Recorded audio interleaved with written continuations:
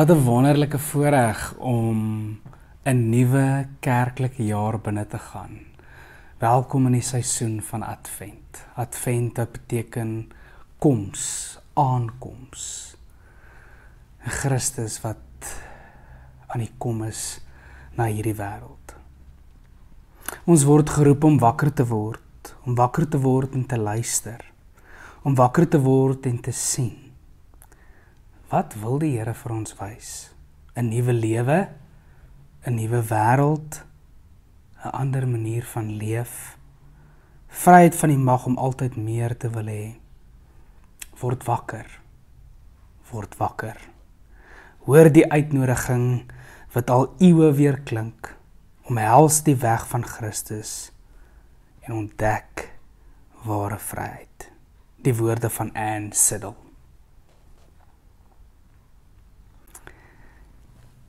As ons dink oor Advent, dan dink ons oor die koms van Christus. En dit is interessant dat ons in die leesrooster 'n wonderlike teks kry in jaar A, waar dit begin eintlik by hierdie versigtiging, hierdie hinkering. As mens praat van die koms van Christus, die aankoms, dan bedink ons ook sy tweede koms. Hy wat gekom het, maar hy wat weer sal kom. En daarom is ons teksgedeelte, is dit Matteus 24 vers 36 tot 44. Maar niemand weet wanneer daardie dag en uur kom nie, en die engele in die hemel, nie die engele in die hemel nie, en ook nie die Seun nie, net die Vader weet dit. Soos dit in die dae van Noag was, sal dit ook wees by die koms van die Seun van die mens. En daardie dae voor die sondvloed het hulle soos gewoonlik geëet en gedrink en getrou tot op die dag dat Noag in die ark ingegaan het. Hulle het nie besef wat aan die gang was nie, totdat die sondvloed gekom het en hulle almal weggesleer het. Net so sal dit gaan by die koms van die Seun van die mens.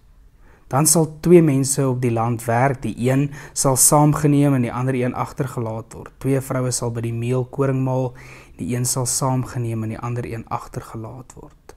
Bly dus waaksaam, omdat julle nie weet watter dag julle Here kom nie. Onthou dit, as die huiseienaar geweet het watter tyd van die nag die dief sou kom, sou hy wag gehou het en nie toegelaat het dat daar in die huis ingebreek word nie. Om dieselfde rede moet julle ook altyd gereed wees, want die Seun van die mens kom op 'n uur dat julle dit nie verwag nie. Hierdie misterie van die koms van die mens, kom op die uur, die Seun van die mens, kom op die uur wat julle dit nie verwag nie. En daarom moet ons waaksaam gereed, amper wakker wees, sodat ons die koms van Christus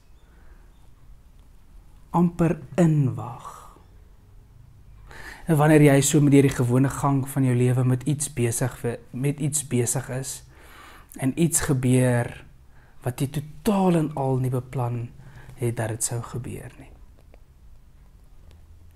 En daarom hierdie uitnodiging in Advent, om op die koms van Christus wakker te wees, waaksaam te wees, en uiteindelik 'n lewe te leef, wat iets van hierdie hoop, hierdie hinkering, dat Christus se koms na hierdie wêreld toe, dat daar amper binne in my, dat Christus gebore word, maar dat hy in my gebore word, opnuut in my gebore word. Hoe lyk dit wanneer Christus opnuut in my en in jou lewe gebore word? En mag dit so wees dat ek en jy in hierdie seisoen van Advent waaksaam sal wees, omhels die weg van Christus en ontdek ware vryheid. Here, maak ons harte stil en ons ore oop, sodat ons u stem kan hoor in die woorde wat gelees word. Laat die woord vandag in ons nuwe hoop wakker maak en leer ons om met verwagting te leef, want u kom. Amen. Seën en groete vir jou. Totsiens.